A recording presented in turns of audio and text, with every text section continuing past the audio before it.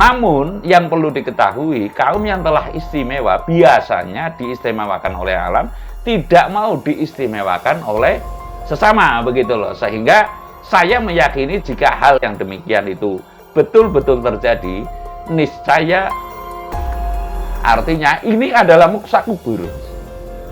Jadi muksa itu ada yang pamit kepada anak cucu, janganlah engkau sampai menangis, ibaratnya.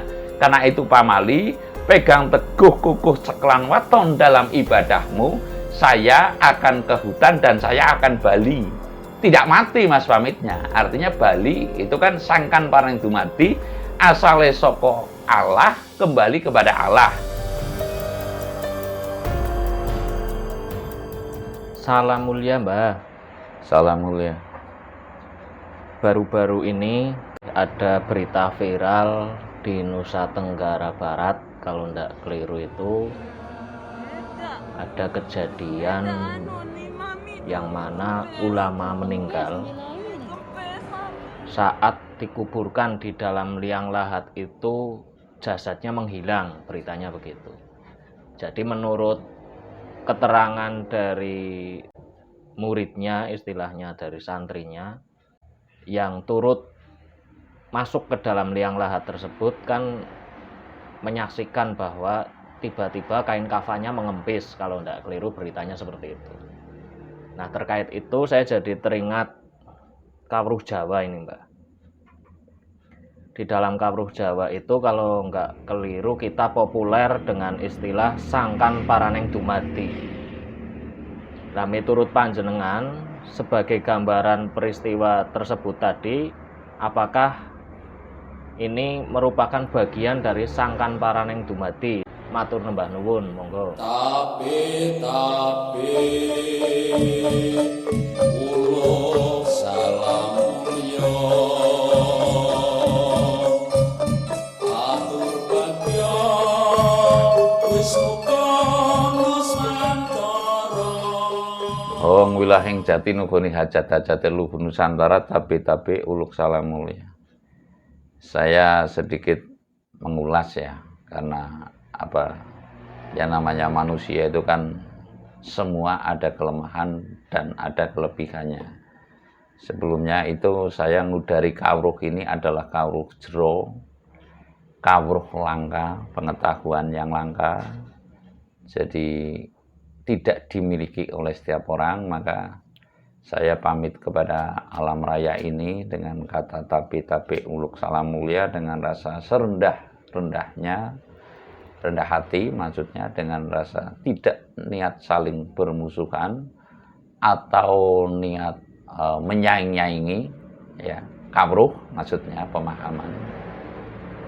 Intinya saya akan mengatakan bahwasanya itu arahnya kan sangkan paraning dumadi, sangkan itu asal, paran itu usul, dumadi itu urip. Ya, artinya sangkan paraning dumadi itu adalah asal usuling urip. Lah, sedikit saya mengatakan bahwasanya jika tidak keliru ya, kawruh sangkan paraning dumadi itu hanya ada di tanah Jawa, khususnya Nusantara pada umumnya. Sekali lagi saya mengatakan bahwasanya kawruh sangkan paraning dumadi, apabila tidak keliru dan mudah-mudahan ini tepat, hanya ada di Nusantara, di kawruh Jawa pada Nusantara pada umumnya, khususnya di Pulau Jawa, khususnya ada di kawruh Jawa ya. Lalu ini ranahnya kan kalau sudah tahu sangkan paraning dumadi, setidaknya diharapkan sampai kepada tahap pati sampurna ya. Urip kang sampurna, mati yo sampurna. Kasampurnaning pati, mohon maaf yang dimaksud adalah pati manatas atau manitis atau sampurna, gitulah. Ini kasampurnaning dumadi yang dimaksud, sempurnaning urip, sampurnaning pati, begitu aja. Nah, saya sedikit mengutip bahwasanya kawruh ini hanya ada di tanah Jawa khususnya dan Nusantara pada umumnya. Saya sempat melihat juga bahwasanya kalau nggak keliru itu terjadi di Desa Padamara. Artinya Padamara ini adalah bahasa Jawa kan? Ya kan? Kecamatannya Sukamulya. Ya, Kecamatan Sukamulya, Kabupaten Lombok Timur apa ya kalau nggak keliru. Provinsi Nusa Tenggara Barat. Pemimpin apa? Torekoh, ya. Torekoh itu ya kaum Tirakatan kalau dalam bahasa Jawa lah. Kaum Torekoh, Nasabandia kalau nggak keliru ya. Saya nggak akan mencampuri kerana ke sana karena saya tidak membidangi, takut saya keliru, takut saya taruhlah dosa lah caranunya. Sehingga saya hanya akan mengatakan bahwasanya kawruh kasampurnaning dumadi kalau nggak keliru hanya ada di Jawa khususnya dan Nusantara pada umumnya. Dan sebuah keniscayaan bahwasanya pemimpin jamaah Torekoh ini masih berpegang teguh ya, masih berpegang teguh kepada sebagiannya kawruh kasampurnaning dumadi. Lah, saya akan mengatakan titik kawruh kasampurnaning dumadi. Kasampurnaning dumadi itu adalah manusia yang sudah tidak berani-berani dengan kebesaran Tuhan.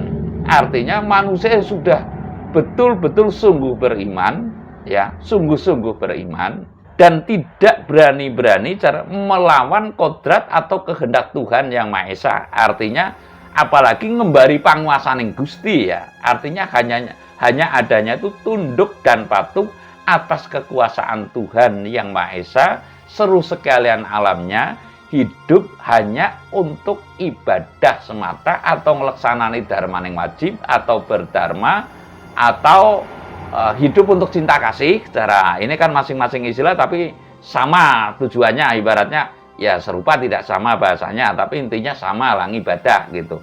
Semata-mata hidup untuk ibadah yang tidak tercampuri oleh hal yang lain. Lah, ibadah yang tidak tercampuri oleh hal yang lain ini apa?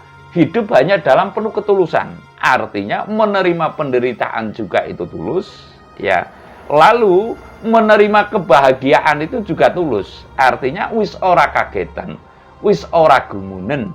Sekali lagi saya mengatakan, wis ora kagetan, ora gumunen.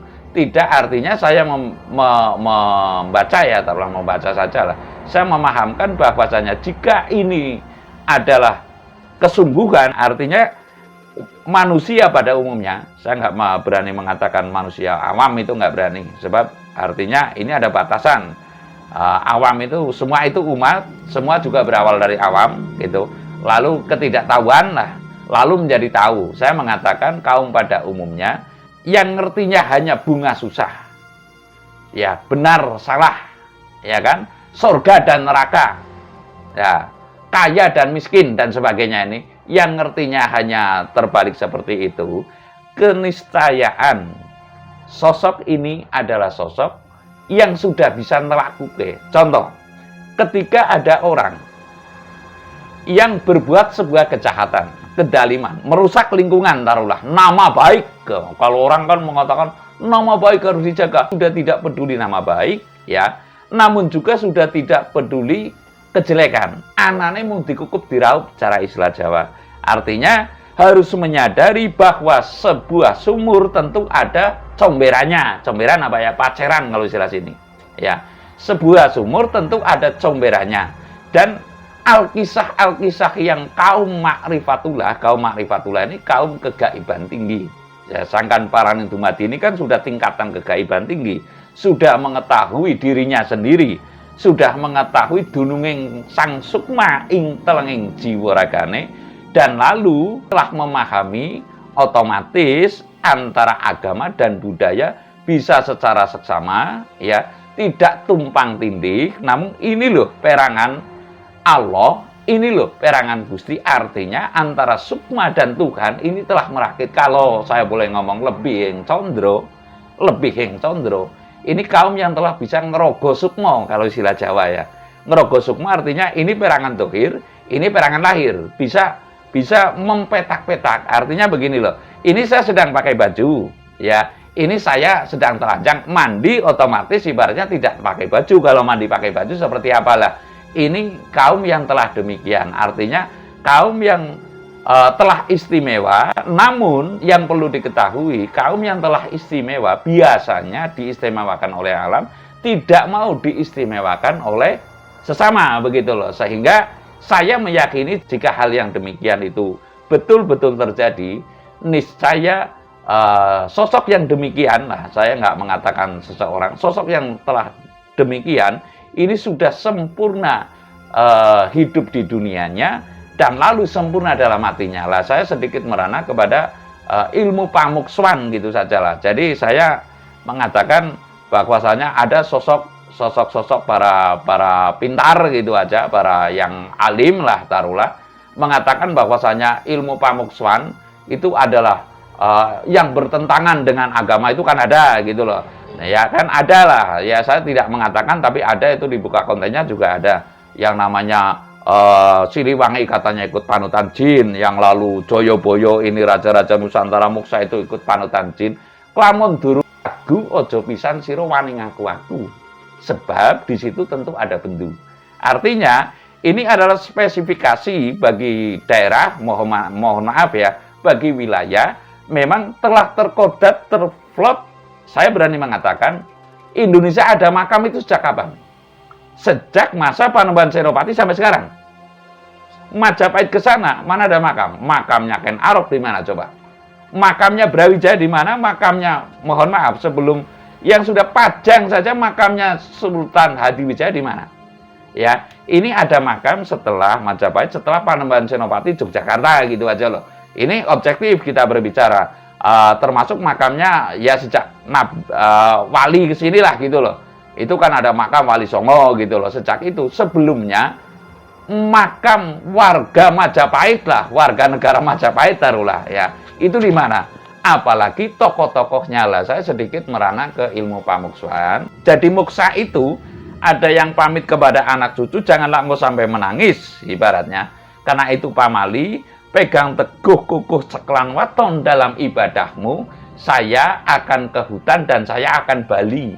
Tidak mati mas pamitnya. Artinya bali itu kan sangkan parang dumadi, asale saka Allah kembali kepada Allah. Ya, asale saka Allah kembali kepada Allah gitu kan. Ada yang menyebut Allah, ada yang menyebut Allah gitu. Artinya ini saya akan bali. Ya, makanya kalau dalam kawruh Jawa yang sejati berkata mati itu nggak boleh. Berkata mati sebab sejatine urip iku tunggal. Tunggal ing makrifate, sejatine urip iku langgeng. Langgeng ing derajat lan martabate di mata Tuhan. Artinya apabila kita tidak keliru dalam hidup di dunia ini, niscaya kita harkat dan martabatnya tetap tertinggi di dekat Tuhan. Artinya makhluk yang paling mulia di muka bumi dan bahkan di dunia ini adalah manusia ini gitu loh. Lah ini yang pemahaman, artinya saya mengatakan bahwasanya kategorisasinya ini adalah muksa kubur. Apa contoh muksa kubur ya?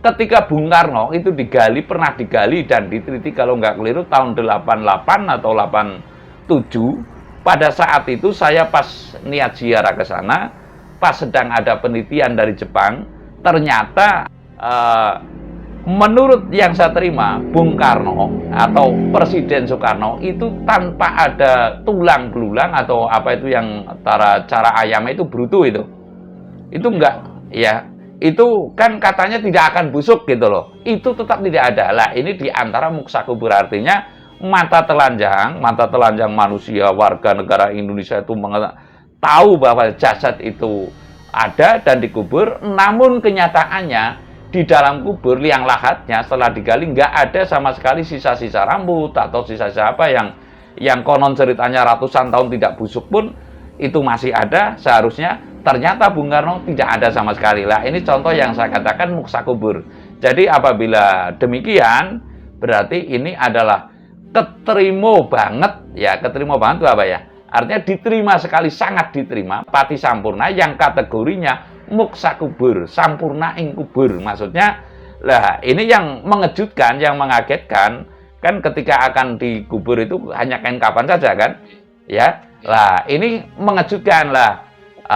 Tapi ini saya tidak bisa mengatakan beliau itu salah. Ini kawruh sangkan paring dumadi di Nusantara ini masih eksis dan kemungkinan besar nanti akan bisa kembali lagi apabila manusia telah taat betul kepada hukum Tuhan. Artinya sopo gawe nganggo hukum Tuhan kan begitu, sopo nandur ngunduh, sopo gawe nganggo, sopo nandur ngunduh, sopo nyilih balekake. Lah ini kawruh sangkan pareng dumadi pada kaum pada umumnya ini semestinya harus betul-betul meyakini sopo kang gawe mesti bakal nganggo, sopo kang nandur mesti bakal ngunduh, ya sopo kang utang mesti bakal ditagih, gitu aja.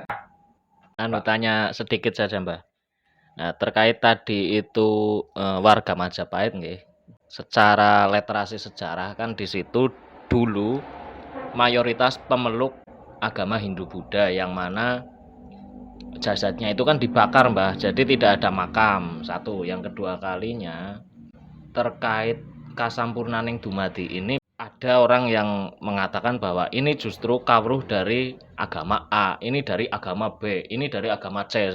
Jadi masing-masing itu pada mengklaim begitu Mbah. Iya begini Mas, artinya kita kalau saya pernah mengatakan bahwasanya orang Jawa mau dikatain goblok seperti apa itu nerimo. Karena ajan nerimo ing pandum sumende marang takdir. Lah, adakah yang bisa seperti, mohon maaf, Nusantara ini? Adakah kaum seperti leluhur Nusantara? Artinya kita keturunan orang yang jiwa besar sekali. Ya, kita keturunan leluhur yang sangat berjiwa besar. Dikatakan animisme, dinamisme, diam. Ya kan? Dikatakan musyrik syirik dan sebagainya yang menyembah wewe gombe dan sebagainya, kita juga diam. Lah, barometernya ini kan dalam tindakannya, Mas.